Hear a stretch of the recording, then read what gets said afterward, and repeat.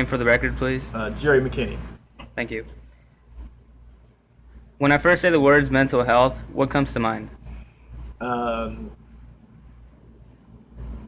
we deal with day-to-day things, how it affects us mentally, and when we talk about health, again, we want to, have a strong mental health, and it's just basically how we deal with day-to-day life mentally and trying to stay healthy. Okay. How important is mental health to you on a scale from 1 to 10? How would you rate it as important in your life? Oh, for me, mental health is a 10. And the reason I say 10, I tell people my peace of mind code, my mental health is priceless. And I pretty much I don't sacrifice my mental health and my peace of mind for anything. Okay, thank you.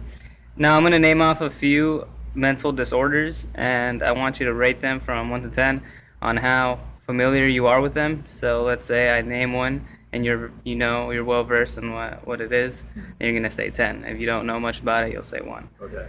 Okay, here we go. Anorexia. About a 4. Bulimia.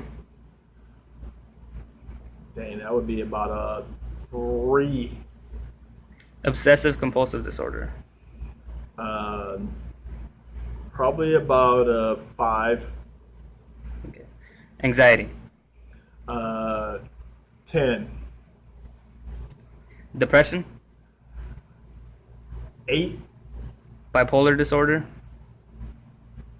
Probably about a 5. And schizophrenia. Probably about a 7. Okay. Since you did mention that you're familiar with anxiety, depression, and schizophrenia, my project has an emphasis on anxiety and depression, which you know most about. Do you think there is a stigma associated with mental disorders?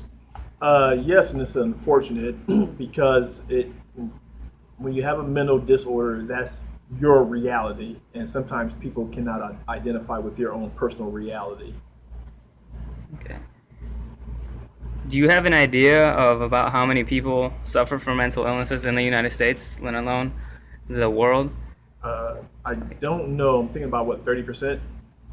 Okay. It is actually 25%. 25%. Okay, I wasn't too far off. Which is 1 in 4 adults, Right. which is a lot. Do you think there is a correlation between physical and mental illnesses? Yes, I think the mind and the body do work together. Oftentimes, if you're depressed, you're not going to be too enthusiastic about working out, things like that. So I think they are connected. Okay.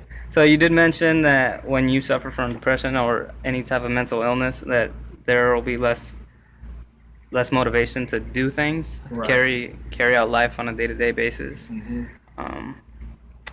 How strongly do you believe in that to be true? Pretty strongly. Some people deal with it in different ways, and some people have learned to cope with it.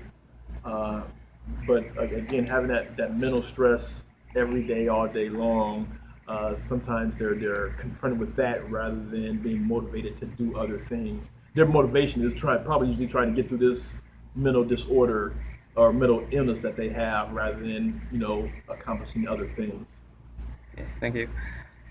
Oftentimes, these illnesses are referred to as the invisible illnesses because they can't be seen, as opposed to a physical illness like, let's say, cancer or diabetes. Mm-hmm. What do you think is the major difference between these two things, between mental illnesses and physical illnesses, and why people treat them differently?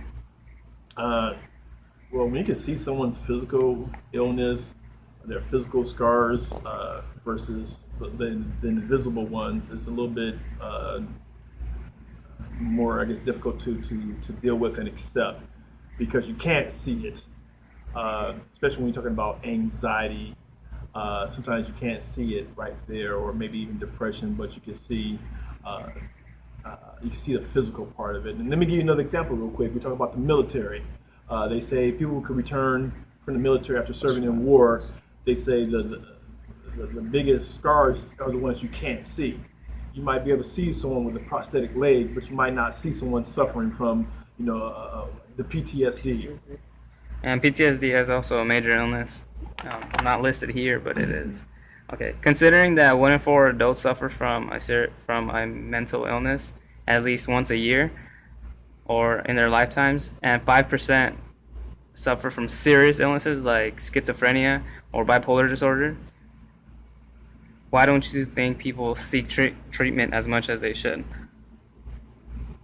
Um, Only about 40% seek treatment. That's a good question. I don't know why people don't seek the treatment necessary to deal with these mental illnesses that they have. Uh, Maybe it's the label, the stigma that's associated with it. Um, I don't know. I don't know why they would. I don't know why they would. And considering that label that is placed on these mental disorders, what do you think is the media's role, or the movies and things like movies or short clips? What do you think is their involvement in this whole thing? Do you think they represent them well in on screen as they do in real life? In the movies, yes. Then afterwards, I think we just go back to our own realities, and maybe forget about it. But we probably do need to. We definitely need to put a more emphasis on these invisible illnesses or invisible disorders. There has to be a more emphasis on it because it is that person's reality. And I think sometimes we forget, no matter how small or how large this illness is, it's that person's reality, and I think we tend to overlook it. Okay. And what do you think about the politicians' roles in it? Oftentimes, when we don't mention mental health until like there's a mass shooting, and then oftentimes politicians will say, "Oh, well, I think they're suffering from a mental illness, or they're suffering from and then that's when they start talking about mental disorders, Right. And then as opposed to talking about gun control or things, they just deviate straight to, oh, they committed a murder, they were suffering from a mental illness. Right. What are your opinions on that? I don't put a lot of stock into politicians. Could they play a bigger role?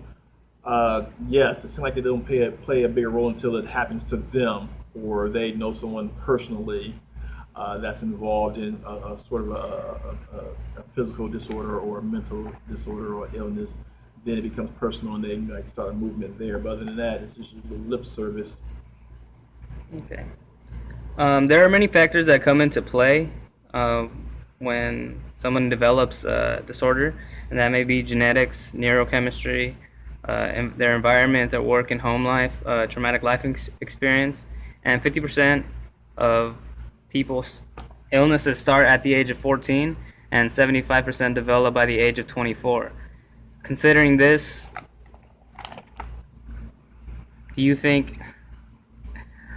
why don't you think we're putting we're raising more awareness with the youth?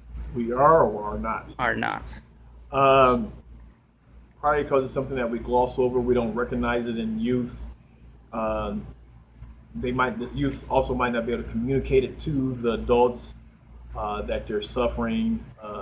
Sometimes youth want to keep it to themselves because they don't want to be considered an outcast in their own age group. So they keep it to themselves. They think they might be able to deal with it themselves. I'm sure there's a lot of reasons as to why we don't focus on it. But I feel comfortable saying that if a student comes to us, we're not going to turn our backs on them. I think we're going to utilize the resources and whatever means we have to help this student should they come to us. And considering these illnesses are chronic illnesses and they are very real, they're actually diseases of the mind, and we can both agree that there is treatment, right? I would like to think so. There is treatment, whether it's a cognitive behavioral talk therapy or whether it's with pharmaceuticals. There is treatment, and there is actually like $190 billion that aren't used up from like the bill that's passed for these disorders. What can we do as individuals to promote health awareness and get these people to seek treatment and get treated to get better? Me personally, in my class, I usually try to bring awareness to mental illness, mental disorders, because I have my own personal experience with it. In my family, also have some anxiety that I have to deal with, during Christmas time myself, and that's just my reality. So I try to bring awareness to students and understanding that this is their reality again, and it's serious. Uh, so, I mean, that's what I do just to bring awareness to other students. And if they are suffering any of these mental illnesses or disorders, that they should seek some sort of help. Uh, so, I mean, that's what I do personally. Uh, Overall, as a community, I guess we could just make sure that we are available to people who suffer from these mental disorders or illnesses, and then let them know that we're out there should they ever seek the services that's available to them. Thank you very much. Okay.